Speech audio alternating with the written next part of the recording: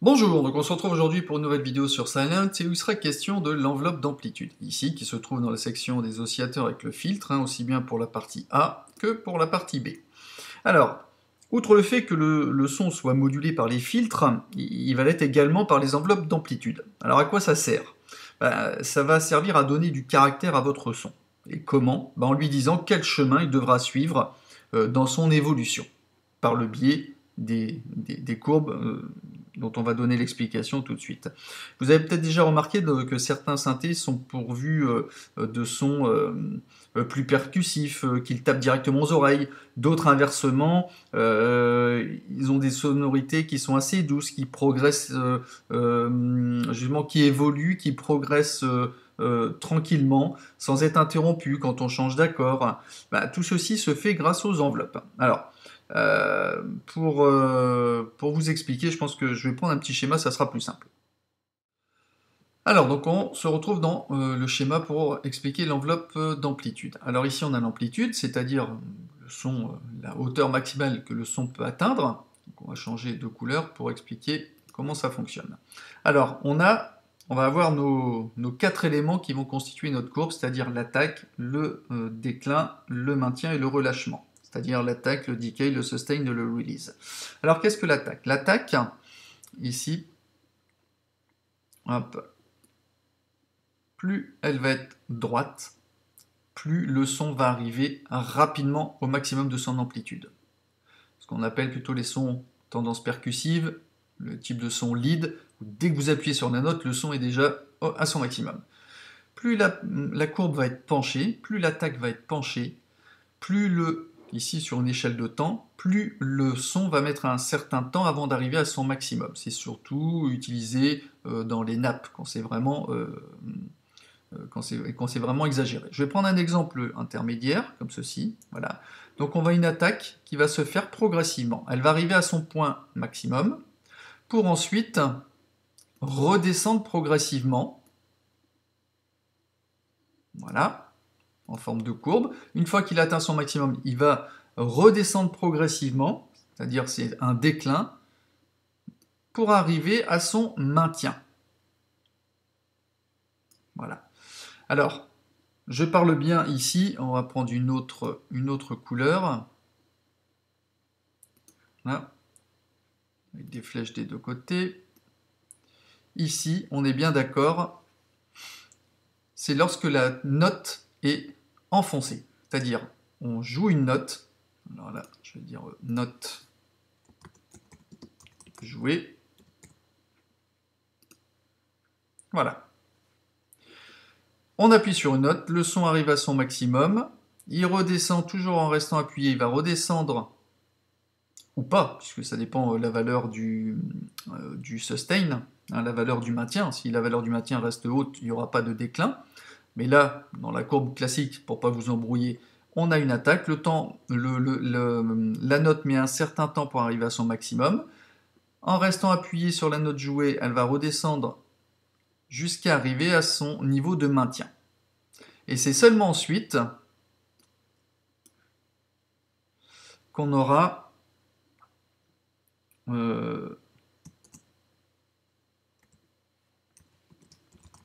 relâchement. Oups.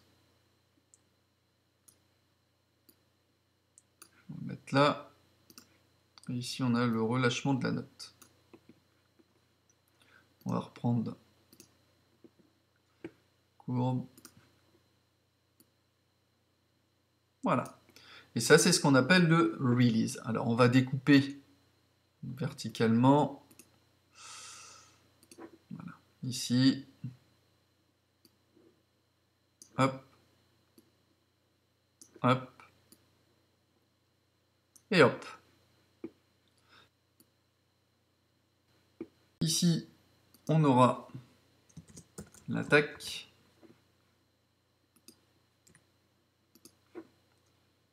Ici, on aura le déclin.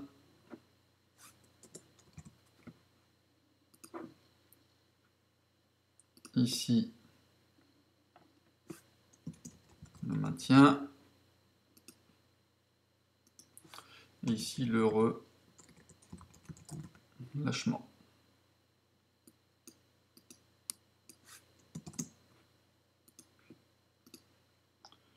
Alors, attaque, le déclin, le maintien et le relâchement. Alors donc, le temps, ici sur l'attaque, que va mettre le son pour arriver à son point maximum. Il va redescendre progressivement en déclin pour arriver à son maintien, au maintien du son, tant que la note sera jouée. Une fois qu'on lâche la note, le relâchement, c'est le temps que va mettre le son avant de disparaître une fois que la note sera relâchée. Alors, revenons donc à notre synthé.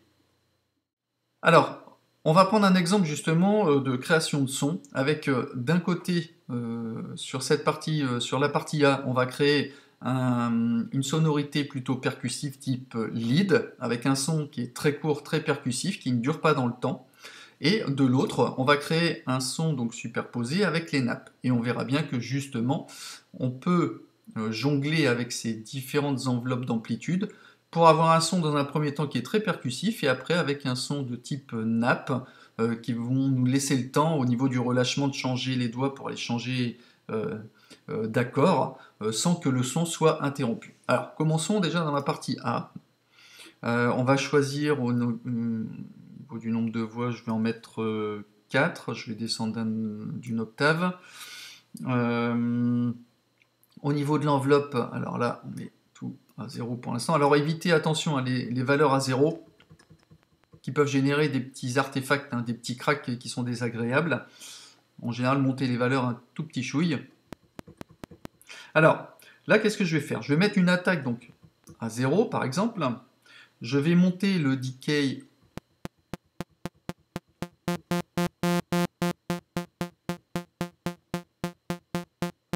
à 3, par exemple. Vous voyez que dès que je lâche la note, à peine j'appuie, le son est quasiment à son maximum, puisque j'ai une attaque à 0. C'est comme si la courbe elle était droite tout à l'heure. Au lieu d'être penchée, c'est comme si elle était droite. Au niveau du decay, j'en mets pas beaucoup, comme ça, ça n'a pas trop le temps de monter ni de redescendre. Au niveau du sustain, du maintien, eh ben, je mets rien, de façon à ce que le son soit coupé tout de suite. Si je mets un maintien, et que je reste appuyé sur la note, elle reste tant que je ne la lâche pas.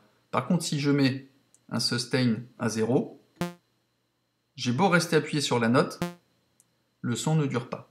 D'accord? Et évidemment, le release à 0. Donc là, j'ai un son plus ou moins percussif. Je vais mettre en pulse.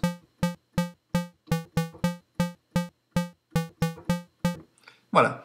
Je vais travailler maintenant sur la partie B que je vais mettre en solo. Et on va travailler sur un son de type nappe. Alors on va prendre en général une forme d'onde sinusoïdale. Avec, donc là je vais mettre des voix 8.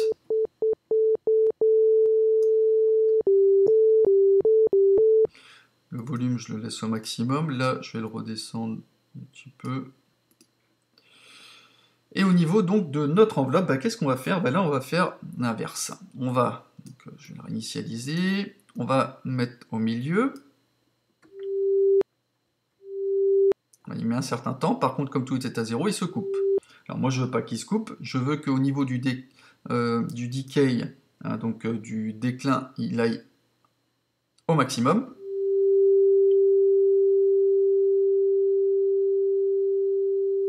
Un sustain à la moitié, comme ça, il sera maintenu à la moitié de son amplitude.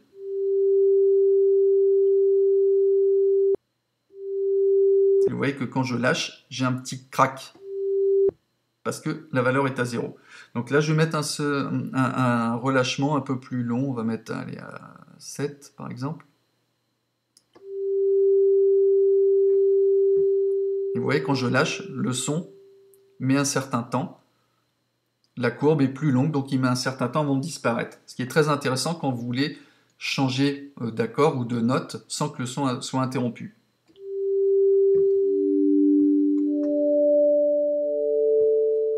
Je peux changer de note librement ou d'accord sans qu'on ait une interruption sonore. Donc maintenant, on va activer les deux.